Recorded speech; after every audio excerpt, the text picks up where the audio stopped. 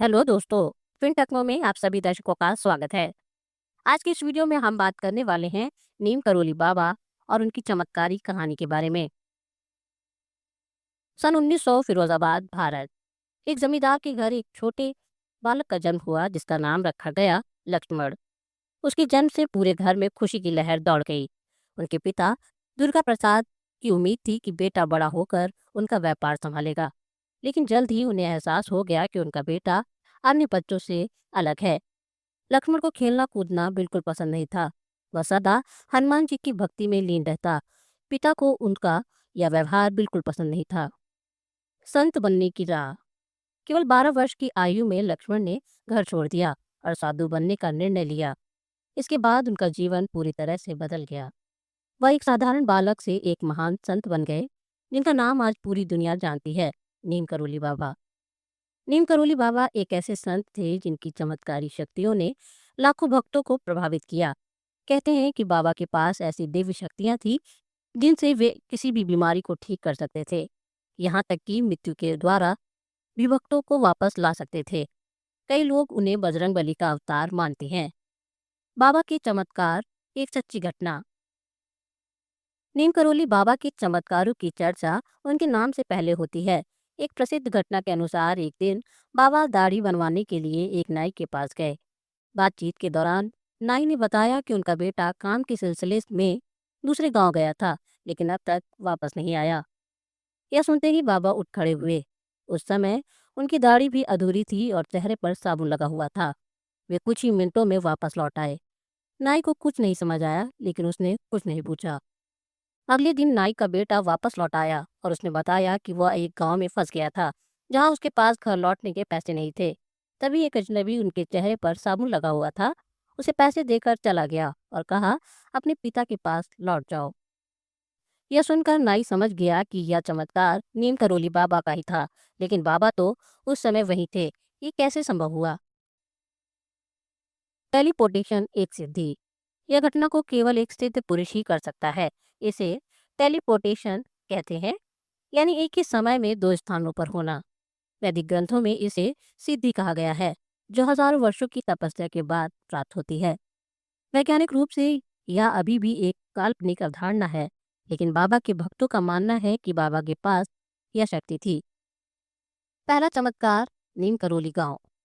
बाबा का नाम नीम करोली बाबा तब पड़ा जब उन्होंने उत्तर प्रदेश के नीम करोली गांव में अपना पहला चमत्कार किया। एक बार वे गांव में बजरंगबली मंदिर के नीचे बनी गुफा में ध्यान कर रहे थे। उन्होंने गांव वालों को चिताया था कि कोई वहां ना जाए, लेकिन एक दिन गोपाल नाम का एक लड़का गलती से उस गुफा में चला गया। जैसे ही वह अंदर गया, वह भय से कांप उठा। बाबा ध्यान में थे, एक ऊंची शिला पर बैठे थे और उनके पूरे शरीर पर सैकड़ों नाग लिपटे हुए थे। कुछ सांप उनके मुंह के पास फुफकार कर रहे थे, लेकिन बाबा की साधना में कोई बाधा नहीं आ रही थी। गोपाल भय से बेहोश हो गया। बाबा बाहर आए और उन्होंने गोपाल के सिर पर हाथ रखा। तभी वह होश में आया। इसके बाद गांव वालों ने बाबा को भगवान का रूप मान लिया। कैची धाम की स्थापना। बाबा ने नीम करोली गांव में कई वर्ष बिताए, लेकिन वे चाहते थे कि अधिक से अधिक लोग की सेवा कर सकें। इसलिए उन्होंने नैनीताल के पास कैची धाम आश्रम की स्थापना की। विदेशी भक्त रिचर्ड अल्पर्ट उर्फ रामदास सन 1967 में अमेरिका में एक मनोवैज्ञानिक और प्रोफेसर रिचर्ड एल्पर्ट भारत आए। वे आध्यात्मिक अनुभवों की तलाश में हिमाचल घूमते हुए कैची धाम पहुंचे, जहां उनकी भेंट बाबा से हुई। अल्पर्ट ने ध्यान के लिए एलएसडी जैसे ड्रग्स का प्रयोग किया था। जब बाबा को इसके बारे में पता चला तो उन्होंने अल्पर्ट से वह पदार्थ मांगा और उसे दुगनी मात्रा में ले लिया। अल्पर्ट डर गए, लेकिन आश्चर्य की बात यह भी थी कि बाबा पर कोई प्रभाव नहीं पड़ा। बाबा ने कहा, इन चीजों की जरूरत नहीं है। ईश्वर से जुड़ने के लिए केवल मन और योग का ज्ञान ही पर्याप्त है। अल्पर्ट इतने प्रभावित हुए कि उन्होंने बाबा को गुरु मान लिया और रामदास बन गए। बाद में उन्होंने अमेरिका लौटकर बाबा की शिक्षाओं का प्रचार किया। उन्होंने बाबा पर 2 पुस्तकें भी लिखी, miracle of love, be here now. Kainchi Dham की ख्याति विश्व भर में। रामदास की वजह से कैची धाम और बाबा की ख्याति पूरे विश्व में फैल गई। इसके बाद Steve jobs, mark Zuckerberg, Julia Roberts, Virat Kohli जैसे विश्वविख्यात लोग यहाँ दर्शन के लिए आने लगे। बाबा का महाप्रयाण। 11 दिसंबर 1973 यह दिन बाबा के भक्तों के लिए अत्यंत दुखदायी था, क्योंकि इस दिन बाबा ने अपने शरीर त्याग दिया। कहा जाता है कि बाबा की तबीयत अचानक बिगड़ गई और उन्हें वृंदावन के अस्पताल में भर्ती कराया गया, लेकिन वहां सभी जांच रिपोर्ट सामान्य आई। फिर भी 10 सितंबर को बाबा ने कहा कि वह अकेले रहना चाहते हैं। उन्होंने ऑक्सीजन मास्क पहनने से भी मना कर दिया। अगले दिन डॉक्टर जब कमरे में पहुंचे तो बाबा का हृदय गति रुक चुकी थी। उन्हें मृत घोषित कर दिया गया। क्या यह मृत्यु थी या समाधि? बाबा के भक्त मानते हैं कि उन्होंने स्वेच्छा से समाधि ली। उन्होंने जीवन भर लाखों लोगों की बीमारियां ठीक की थी।